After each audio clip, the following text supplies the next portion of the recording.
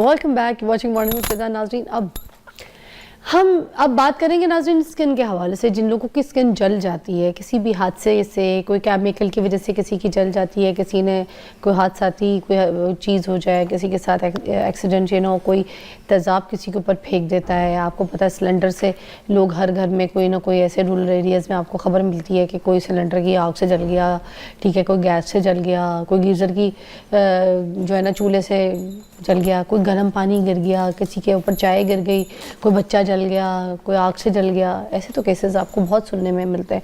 कोई गाड़ी ख़राब हो गई, वहाँ पे कोई गाड़ी में आग लगी तो जल गए, ऐसे केसेस ही सुनते हैं। मगर नाज़रीन, हम आज जो इसके प्रोसीजर्स हैं उसके ऊपर बात करेंगे कि वो मोस्टली जब एक तो फर्स्ट एड होती है उसका नहीं हमें पता होता किस तरीके से, जिस वक्त कोई बर्न हुआ है, किस किस सिचुएशन से, किस किस केमिकल तरीके से, अगर कोई बर्निंग है, कोई बर्न है, उसका फ़र्स्ट एड क्या होना चाहिए फर्स्ट। उसके बाद हम सेकंड बात करेंगे कि इसकी ट्रीटमेंट क्या होनी चाहिए, ठीक है, क्योंकि कुछ सीन्स तो ऐसे होते हैं कि ये जानलेवा होते हैं, बंदा बच नहीं पाता। हमारे एक मोहल्ले में एक बच्चा था, उसके ना चेस्ट पे चाय गिर गई थी, ठीक है, तो वो चाय जब उसके चेस्ट पे गिरी है तो नाउज़ुबिल्लाह उसका पूरा सीना खोल दिया डॉक्टर ने। उसकी पूरी छाती, बस मैं क्या बताऊँ, को देखने के काबिल भी नहीं थी। हम लोग देखने गए थे उस बच्चे को और उसके बाद वो बच नहीं सका। तो ये केसेस होते हैं। एक कराची में मेरी एक बड़ी अच्छी दोस्त थी, तो हम लोग जाते वक्त मोहल्ले में ना रोज़ जब मैं कॉलेज जाती थी तो उसको सलाम हुआ, मुझे सलाम पता चला एक लड़के ने उसके मुंह पे तेज़ाब फेंक दिया। तो एक दिन अम्मी ने मुझे सुबह कॉलेज से पिक करना, तो उस रास्ते से वापस नहीं लेकर आई अम्मी, क्योंकि अम्मी ने कहा कि यहाँ पर जो है ना इस लड़की को रोड पे एक लड़का जो है ना तेज़ाब फेंक के, तो और वो अस्पताल गई तो अम्मी कहती हैं कि उसको देखने की भी मतलब उसके अंदर जिस्म ही कुछ नहीं बचा था, उसके ऊपर ऐसा तेज़ाब फेंका, बाइक से जाते हुए उसके ऊपर तेज़ाब फेंक दिया लड़की पे, उसने शादी से इनकार कर दिया। ऐसे ऐसे बहुत सारे केसेस हैं, मैं आपको क्या बताऊँ। आज हमने अपने आप को प्रोटेक्ट करना है, अपनी ट्रीट कैसे करनी, अल्लाह ना करे किसी के साथ भी किसी भी घर में हादसा हो तो कैसे कर सकें। डॉक्टर यावर हमारे साथ है, ठीक है, जिना हॉस्पिटल जो है ना बर्न सेंटर, उसके हेड हैं और इनसे बेस्ट कोई नहीं हो सकता इन सारी चीज़ों के ऊपर बात करने के लिए। अस्सलाम वालेकुम। वालेकुम अस्सलाम। कैसी तबीयत है? मैं ठीक ठाक। बहुत शुक्रिया आपके टाइम का। Thank you for inviting. किस्म के केसेस आपके पास आते हैं, ये ज़रा पहले यहाँ से जी, एक तो मैं अप्रिशिएट करूँगा कि आपका नॉलेज, आपने सारी बर्न की जो काजेज़ हैं उनको बड़े अच्छे तरीके से बता दिया है कि इसी तरह ही डिफरेंट प्रेजेंटेशन के साथ हमारे पास आते हैं। लाइक जैसे आपने बताया कि एज को अगर देखें तो बच्चों में, बड़ों में, मेल में, फीमेल में, उनमें होते हैं ये बर्न्स, और डोमेस्टिक हो सकते हैं और वर्किंग प्लेस पे हो सकते हैं। डोमेस्टिक जैसे आपने बताया कि ख़वातीन जो हमारी बहनें घरों में काम करती हैं वहाँ पे हो सकते हैं, किचन में हो सकते हैं। और बच्चों का बर्न जो कि आजकल बहुत ज़्यादा कॉमन है और बहुत सीवियर बर्न होता है आमतौर पे, ये हो सकता है। दूसरा वर्किंग प्लेस में जैसे आपने बताया कि जो अनफॉर्चुनेटली आजकल जो बहुत कॉमन है और जिस पे हमें काम भी करना है मिलके, वो है सिलेंडर ब्लास्ट। ये पहले तो घरों में होता था, मतलब कि एक बंदा अफेक्ट होता था, कोई फीमेल काम कर रही है वो अफेक्ट होती थी, लेकिन अब जो ये वर्किंग प्लेस पे होने शुरू हो गए सिलेंडर ब्लास्ट, और अनफॉर्चुनेटली इसमें जो आप कह लें कि क्वांटिटी है, जितने लोग मुतासर होते हैं वो बहुत ज़्यादा होते हैं। 5-6 अभी पीछे कुछ दिनों में आपने ऐसे वाक़यात न्यूज़ में भी देखे होंगे, यहाँ बैठ के सुना रही होती हो रोज़। हाँ जी। और दूसरा ये कि सीवियरिटी बहुत ज़्यादा होती है इनमें।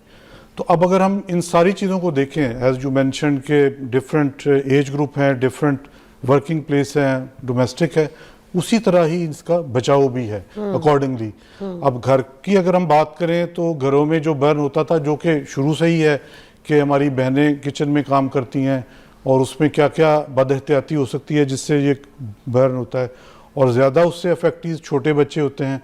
आम तौर पे वो 10 साल से छोटे बच्चे भी इसका अब बहुत ज़्यादा इस इंजरीज़ के साथ प्रेजेंट करते हैं। अब अगर हम फर्स्ट एड की बात करें, अगर सपोज कोई आग से जल गया है तो उसको किस तरीके से फर्स्ट एड करेंगे स्टेप बाय स्टेप? क्या सबसे पहले पानी डालना चाहिए, या कोई टूथपेस्ट लगा रहा होता है भाग दौड़ के, आलू लगा रहा होता है, प्याज लगा रहा होता है, अब इसमें क्या सच्चाई है, क्या करना चाहिए? आपके ख्याल में क्या करना चाहिए? मेरे ख्याल में पानी। हाँ, ज़बरदस्त। सबसे पहली बात तो यह है कि देखें बर्न किस वजह से हुआ है। एक तो होता है कि फ्लेम बर्न है, कि शोले से हुआ है, कोई सिलेंडर जिस तरह आपने बात की है, फ्लेम बर्न हो गया, वो अगर हो गया, या फिर स्काल्ड बर्न है जो कि गर्म पानी, दूध या किसी भी आप कहने की लिक्विड से हो गया, पतीले से भी हो सकता है। जो काज है पहले तो उसको दूर करना है, उससे आपने हट जाना है, ठीक है ना। और दूसरा ये कि अगर ये फ्लेम बर्न है तो आपने वो जो कपड़े हैं वो आपने उनको रिमूव करना है, और उससे आपने ये सबसे बड़ी इंस्ट्रक्शन तो ये है कि जब आग लगे तो भागना नहीं है, ठीक है ना, मैं पैनिक नहीं करना, उससे वो आग ज़्यादा डैमेज कर सकती है, ज़्यादा हवा लगेगी और वो आग ज़्यादा भड़केगी। आप ड्रॉप कर जाएं, ज़मीन पे लेट जाएं, रोल करें, करवटें लें, उससे भी काफ़ी हद तक वो कम हो जाएगा बर्न। पहला तो ये स्टेप है। दूसरा ये, जैसे आपने बताया कि अगर कोई बर्न हो गया है, अगर माइल्डर बर्न भी है, छोटा मतलब एरिया भी है, तो उस पर हम क्या कर सकते हैं। सबसे पहले तो ये कि आग का क्या मुतबादल है, पानी, आपने खुद बताया कि पानी डालें। जो नॉर्मल टैप वाटर है 10 से 20 मिनट तक आपने वो जले हुए हिस्से को उस वाटर के नीचे रख देना है, ताकि वो उसको न्यूट्रलाइज कर दे, जो हिद्दत है, जो शिद्दत है आग की, उसको कम हो जाए। उससे क्या होता है, उससे पेन भी कम हो जाएगी, और जो आपकी इन्फ्लेमेशन है जिससे बाद में स्वेलिंग होगी वो भी कम हो जाएगी। एक और यहाँ पे पॉइंट में ऐड करना चाहूँगी, कुछ लोग जैसे तेज नलके के नीचे हाथ रखते हैं, अगर हाथ जल गया तो उसका भी प्रेशर बहुत होता है कि वो स्किन बर्न होती है, तकलीफ होती है। तो जैसे किसी पतीले में या टब में हाथ रख दे अंदर, वो नहीं ज्यादा बेहतर कि उसके ऊपर प्रेशर। सबसे आइडियल ये है कि टैप वाटर हो, बहुत ज्यादा स्पीड से ना हो, रफ्तार ये जी मैं कहती हूं। दूसरी चीज जो आपने बहुत काम की बात की, और वो हमें ये घरों तक भी पहुंचानी चाहिए, कि बहुत सारी चीजें हैं, मिथ हैं कि जी इसके ऊपर टूथपेस्ट लगा दें, आलू लगा दें, नील लगा दें, कोई और क्रीम घर में ऐसी फैंसी पड़ी है वो लगा दें, तो एक्चुअली वो वर्सन कर देगी उस बर्न को। वैसलीन वगैरह भी नहीं। हाँ, उसमें ये है कि जो एंटीबायोटिक इम्प्रेजिनेटेड कुछ क्रीम्स होती हैं घरों में, पोलीफैक्स फ्यूडिक हो गई, वो लगा सकते हैं टेम्परेरी। वैसलीन भी अगर घर में अवेलेबल हो वो भी आप कर सकते हैं, लेकिन आप ये जो अपना आप बात कर रहे थे कि उसमें टूथपेस्ट लगा देते हैं, या कोई नील भी लगाते रहे हैं हमारी ख़वातीन, जब नील वो स्पेशल आता है वो कलर, वो फिर ऐसा कोटिंग कर देता है कि बाद में जो डॉक्टर ने उसकी परसेंटेज को कैलकुलेट करना है वो भी नहीं कैलकुलेट हो सकती। नील में तो ब्लीचिंग है कुछ, हाँ जी, वो फर्दर डैमेज कर देता है, फर्दर डैमेज कर देता है। क्या माशाल्लाह, क्या लोग हैं यार, ये नहीं देखते कहाँ क्या कर रहे हैं। अभी एक रिसेंटली कुछ अर्सा पहले बड़े इट वाज वेरी फेमस के हमारे पास पेशेंट आते थे, इलाज हो रहा होता था, डॉक्टर साहब एक दिन की छुट्टी दे दें, हमने जाना है फ्राम बेकरी की क्रीम बड़ी मशहूर है, हमने वो लगवानी। बेकरी की एक क्रीम थी, एक हमारे ना जो बड़ी ज़बरदस्त, वो बड़ी मशहूर स्वीट थी, उन्होंने एक बर्न के लिए क्रीम बनाई हुई थी, तो वो पेशेंट वो लगवाते थे और कहते थे उससे बड़ा इफेक्ट आता है।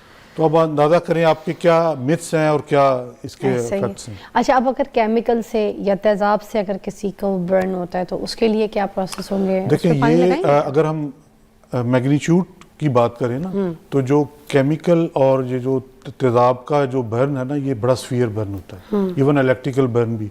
ये बर्न ना, इनका डैमेज और जो मैग्नीट्यूड ऑफ इंजरी है टिश्यू को, वो बहुत ज़्यादा होती है। इसमें भी फिनोमिना वही है कि आपने उसको, एक तो ये कि जैसे हमने पहले बात की कि हमने जो एजेंट है उससे अपने आप को हटाना है, यानी कि जितना कोशिश हो मुमकिन हो कि वो तेजाब जो है अगर कपड़ों पे गिरा हुआ तो आप उसको रिमूव कर दें, ऐसे ही, ठीक है। फिर आप उसको भी न्यूट्रलाइज कर सकते हैं, वही पानी, आप पानी गिराएं उसके ऊपर काफ़ी ठीक ठाक क्वांटिटी में, ताकि वो कम से कम वो जो है तेजाब है उसकी शिद्दत कम हो जाए। अच्छा, केमिकल पे भी पानी ही है अभी तक, ठीक है। और दूसरा जो है ना, इलेक्ट्रिकल बर्न्स घरों में, ये बहुत ज़्यादा, इसकी भी आजकल बहुत ज़्यादा पेशेंट आते हैं। प्रॉब्लम ये है, इलेक्ट्रिकल बर्न हम ब्रेक के बाद डिस्कस करते हैं सर। ठीक। We'll take a short break, we'll be right back. Thank you.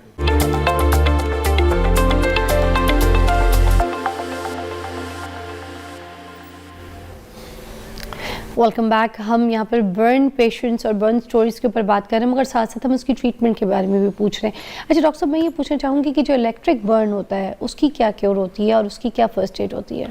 देखिए, इलेक्ट्रिकल बर्न जैसे अभी हमने बात की ना, कि इसमें एक तो डिपेंड करता है कि अगर डोमेस्टिक है तो बाज़ दफ़ा इतनी हाई वोल्टेज नहीं होती, लेकिन आमतौर पे 1000 इसका जो वोल्टेज का होता है पैरामीटर, अगर उससे ज़्यादा है तो it would be A high electrical burn injury. उसमें सीवियरिटी ज़्यादा होगी, डैमेज ज़्यादा होगा, इलाज भी उतना ही कॉम्प्लिकेटेड होगा, और केयर भी हमें काफ़ी चाहिए उसके लिए। होता यह है कि अनफॉर्चुनेटली इस बर्न में जो एरिया आपको नज़र आ रहा होता है ना, वो बहुत थोड़ा होता है, और जो डैमेज होता है इंटरनल वो बहुत ज़्यादा होता है। एक बर्न का एंट्री पॉइंट होता है करंट का, और एक एग्जिट पॉइंट होता है, तो उसके दरमियान में जब ये करंट ट्रेवल करता है तो सारे टिश्यूज़ जो होते हैं, जो और आपके टेंडन्स, या अगर हैंड को लगा है, अगर हाथ में बर्न हुआ है तो जो टेंडन्स हैं, नर्व्स हैं, उनको ये डैमेज करता हुआ जाता है। तो उसके बाद वो फिर लॉन्ग टर्म इनकी इनिशियल मैनेजमेंट में तो ये होता है कि आपने वूंड की मैनेजमेंट करनी है, लेकिन अनफॉर्चुनेटली इसमें ज़्यादातर सिस्टेमिक इफेक्ट ज़्यादा आते हैं, यानी कि हार्ट पे इफेक्ट हो सकता है, विजन पे इफेक्ट हो सकता है। इन हमने ये चीज़ों भी के लिए देखा है, लोगों के हाथ कट जाते हैं, जिस हाथ से इलेक्ट्रिक बर्न या कोई, जैसे आपको पता है लेबर तबका है जो काम कर रहा हो, इलेक्ट्रिशियन वगैरह हो, जी, जी, उसको जी। अगर कहीं कभी ऐसा करंट वगैरह लगा है तो किसी की टांग ये काट दी, किसी आमतौर का पे हाथ काट दिया, जी, जी, पैरालाइज हो बिल्कुल, जाते हैं चीजें। बिल्कुल, क्यों बिल्कुल, ये हाई काटनी वोल्टेज, क्यों पड़ जाती है? हाई वोल्टेज इंजरी होती है जिसमें आपकी वेसल जो खून की सप्लाई कर रही हैं वो भी इफेक्ट हो जाएं, अगर आपके टेंडन्स हैं जो नर्व्स हैं वो भी इफेक्ट हो जाएं, तो फिर अनफॉर्चुनेटली बाज़ दफ़ा ये हो जाता है कि हमें उस ऑर्गन को एम्पुटेट भी करना पड़ सकता है, काटना पड़ जाता है। काटना पड़ सकता है। हैंड में, फुट की आप बात कर रहे हैं तो उसमें एग्जिट इंजरी होती है बर्न की, तो वहाँ पे भी सीवियर बर्न हो सकता है। बहरहाल इसके अंदर होता ये कि इसका ट्रीटमेंट जो है ना वो स्टेप वाइज होता है। सबसे ज़रूरी चीज़ तो ये है कि इलेक्ट्रिकल बर्न का पेशेंट जो है फ़ौरन हॉस्पिटल में जाना चाहिए, आप उसको फ़ौरन हॉस्पिटल पहुँचाएँ। वूंड इतना मैटर नहीं करता, वो इंजरी छोटी होती है, लेकिन इंटरनल डैमेज ज़्यादा है, वो पेशेंट एमरजेंसी में दाखिल होगा, वहाँ पे जो भी फिजिशियन है, जो भी सर्जन अवेलेबल है उसको सिस्टेमिकली देखेगा, उसकी ईसीजी करेगा, उसको फ्लूइड की ज़रूरत ज़्यादा होती है क्योंकि मसल्स डैमेज होते हैं तो किडनीज पे इफेक्ट होता है, जब वो मसल्स का ब्रेकडाउन होकर किडनी से एक्सक्रीट हो रहा होता है। तो इसकी फर्स्ट एड कुछ नहीं है कि जब तक ये गाड़ी आ रही है या कोई चीज़ आप इसमें वूंड की केयर करेंगे जी एग्जैक्टली। अगर तो वो इतना ज़्यादा सीवियर है कि आपको रिससिटेशन की ज़रूरत है तो डेफिनेटली आप उसको कार्डियक रिससिटेशन देंगे, पंप करेंगे सारा। लेकिन फिर मैं वही करूँगा कि ये वो बर्न है, अगर सीवियर है तो फौरन इसको ही शुड बी एडमिटेड। और अगर रास्ते में पानी वानी पिलाएं तो क्या दे सकते हैं उसको? जी बिल्कुल दे सकते हैं पानी। ओके, मतलब ये वाला इलेक्ट्रिक बर्न के हिसाब से। अच्छा, अब अगर हम किसी की एग्जांपल, हम ये बात करते हैं कि स्किन जल गई है, ठीक है, मोस्टली जो हम देखते हैं कि जैसे जो पेशेंट्स हैं जो जल गए, अब दोबारा से उनकी जो स्किन है वो दोबारा से वैसी कंस्ट्रक्ट नहीं हो पाती है, ठीक है, तो इसकी कोई ऐसी टेक्नोलॉजी नहीं है, कोई ऐसा प्रोसीजर नहीं है कि जो बिल्कुल अच्छे तरीके से जो है ना उसकी स्किन को दोबारा से वैसी कंस्ट्रक्ट कर दिया जाए? देखिए, अगर हम बर्न ट्रीटमेंट की बात करें ना तो ये 2 स्टेप में होती है। स्किन की अगर आप बात करें, एक तो इनिशियल इंजरी है जिसमें वो स्किन सारी ही डैमेज होगी, जो आप बात कर रहे हैं वो डीप बर्न है। डीप बर्न मीन्स कि स्किन की सारी लेयर्स उतर गई हैं, अब हमें नई स्किन की ज़रूरत है। तो उसमें जो हम करते हैं वो स्किन ग्राफ्टिंग करते हैं, हम थाइस से स्किन लेते हैं मोस्ट ऑफ द टाइम और उसको हम वहाँ पे ग्राफ्ट कर देते हैं। अब अगर ये फेस की स्किन है तो उसके मैचिंग स्किन चाहिए, अगर हैंड की स्किन है तो वो भी उसके मैच होनी चाहिए स्किन। पहला स्टेप तो ये है कि उसको कवर करना है, वूंड को आपने हील करना है। वो स्टेप कंप्लीट हो गया, 4 से 6 हफ्ते में हो गया। अब असल प्रॉब्लम तब स्टार्ट होती है, पेशेंट का डायलेमा भी तब स्टार्ट होता है, क्योंकि शुरू में तो उसको इंजरी का इफेक्ट होता है ना, तो वो अपने सिर्फ जख्म को देख रहे हैं, लेकिन बाद में सारी एस्थेटिक और कॉस्मेटिक शुरू हो जाती है। वो फिर पेशेंट अगर फीमेल है या मेल है, वो अपनी 20 साल वाली पुरानी पिक्चर निकाल के लाएगा और वो कहेगा कि मुझे ऐसी पिक्चर चाहिए, मुझे ऐसी ही अपनी तस्वीर चाहिए वापस। तो अनफॉर्चुनेटली उसके लिए फिर उस लेवल तक उसको लेके जाना कि बिल्कुल मैचिंग हो, स्पेशली अगर फेस की स्किन है। हम कोशिश तो करते हैं कि there are treatments, cosmetic treatments भी हैं, बहुत सारे स्टेम सेल्स के प्रोसीजर हैं कि जो स्किन लगी हुई है उसको मॉडिफाई किया जाए। सबसे पहले तो हम सिलेक्शन करते हैं कि ऐसी मैचिंग स्किन लगाई जाए, अगर फेस पे लगाएं तो फेस से वो मैच कर जाए, लेकिन फिर भी जब हीलिंग होती है तो थोड़ा सा मिस मैच ज़रूर होता है उस स्किन में, जो और कुदरती स्किन है उसके साथ वो मैच नहीं कर सकती। फिर वो पेशेंट हम कॉस्मेटिक ट्रीटमेंट या एस्थेटिक इम्प्रूवमेंट के लिए हमारे पास आते रहते हैं, लेकिन काफ़ी हद तक कोशिश तो यही होती है, लेकिन फिर भी 100% ये नामुमकिन है कि उसी स्किन को वापस लेके आया जाए। बच्चे इतने बर्न केसेस के साथ सुनने को मिलते हैं कि घरों में बच्चे जल रहे हैं, बच्चे बर्न ये केसेस इतने ज़्यादा क्यों हैं?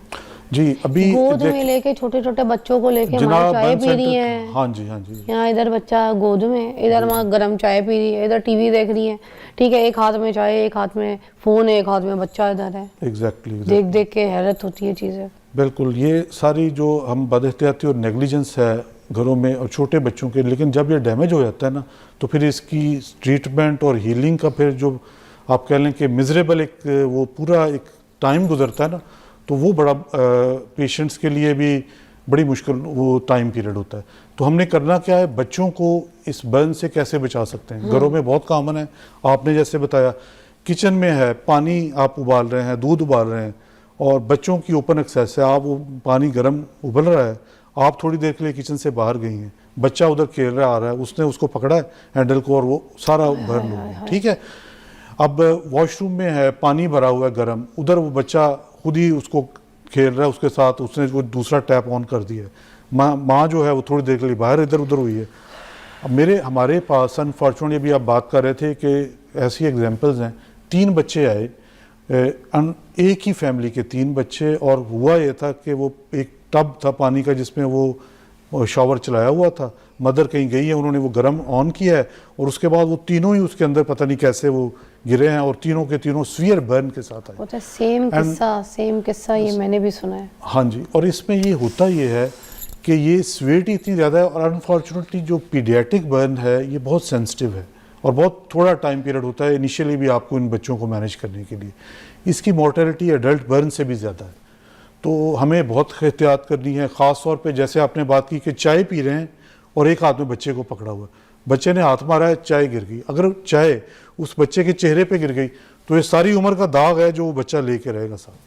तो मैं यहाँ पे एक छोटी सी रिक्वेस्ट करना चाहूँगी, जहाँ पे मरियम नवाज जी ने काफ़ी चीज़ों पे आपको पता है स्टेप लिए हैं, काफ़ी अच्छा काम कर रही हैं। जी जी। तो बीइंग औरत मैं उनसे एक और चीज़ की रिक्वेस्ट करना चाहूँगी। रोज़ ही मैं वो कहेंगी, रोज़ शो पे आके कोई ना कोई मुझसे रिक्वेस्ट करती है और मैं आपको यकीन कीजिए मैं जो रिक्वेस्ट करती हूँ पूरी हो रही है अल्लाह की तरफ से।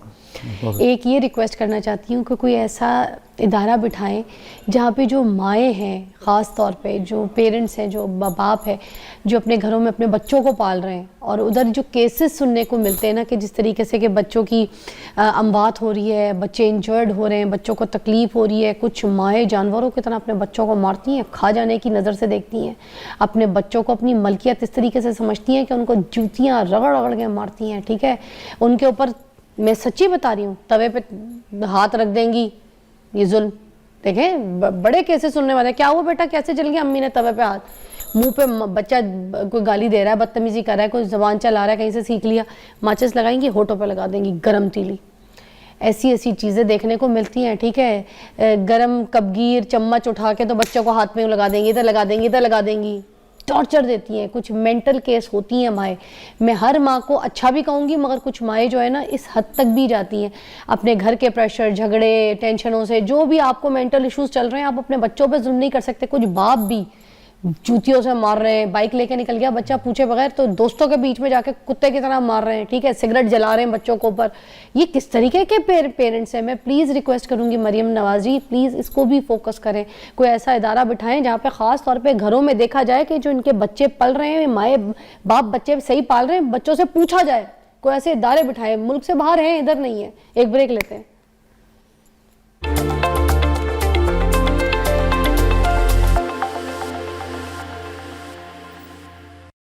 Welcome back, you watching morning with Fiza.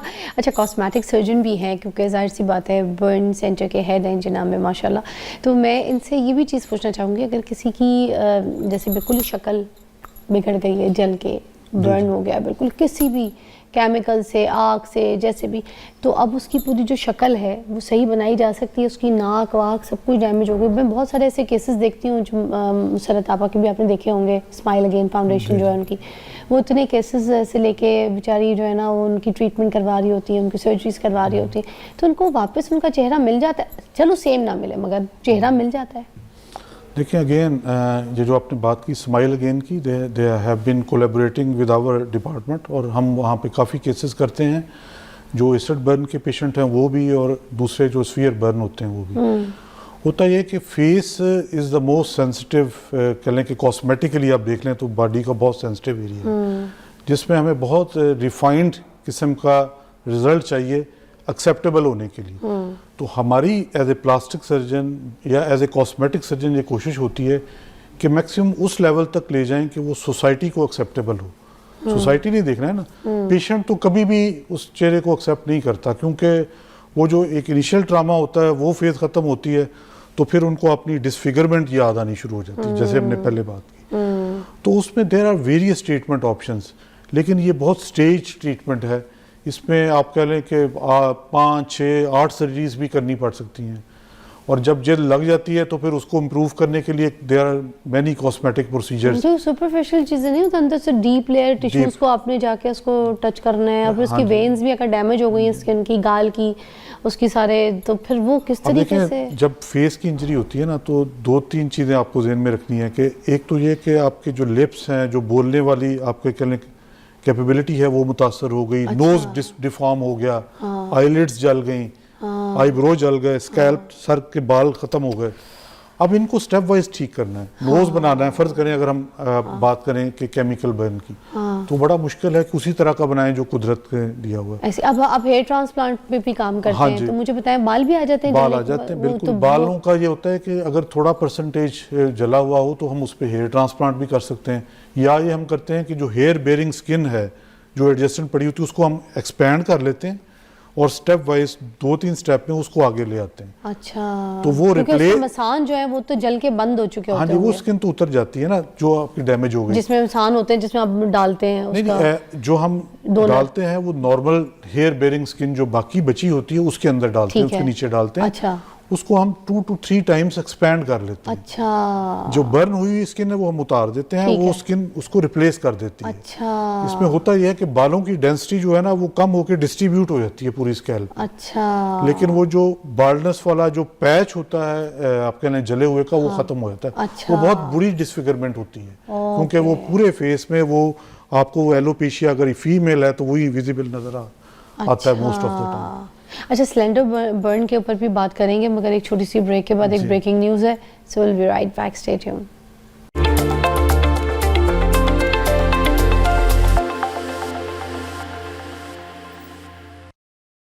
Okay जी, हम स्लेंडर से जिस तरीके से घरों में केसेस हो रहे हैं और बहुत ज़्यादा आग लग रही है, इसके ऊपर भी बात करेंगे। एक चीज़ और भी साथ में ऐड कर दूं, आपको पता है प्रेशर कुकर घर में सारी औरतें खाने प्रेशर कुकर से पकाती हैं। उनका तो गोश्त ही नहीं गलता, उनकी तो हांडी बनती नहीं है, क्योंकि कहती हैं बहुत बिजी हैं। प्रेशर कुकर बहुत ज़्यादा इस्तेमाल किया जाता है। फिर ख़ासतौर पर जो ये मेड्स वगैरह होती हैं उनसे तो प्रेशर कुकर पर जाओ, जाके गोश्त रख दो, जाओ 18 मिनट के लिए लगा दो, जाओ 2 सीटी लगा दो। अब ये जो सीटियाँ हैं मेड बेचारी होती हैं, कुछ छोटी छोटी उम्रों की भी लड़कियाँ घर में काम करें, उनको जाके प्रेशर कुकर लगाए जा रहे हैं और वो जो है ना वो फट जाता है प्रेशर कुकर, वो पूरी छत और ये वो यार ब्लास्ट होता है, ढक्कन उछल के जाते हैं, किसी के सर पे लगे हैं, किसी के जिस्म पे, पूरी चीज़ें जब वो फटता है तो पूरा खाना बाहर से निकल के सामने वाले पे फेंक जाता है। ये भी बड़ा ख़तरनाक एक्शन है। घरों में से, अपनी ज़िंदगियों में से प्रेशर कुकर को एक गाली समझ के निकाल दें।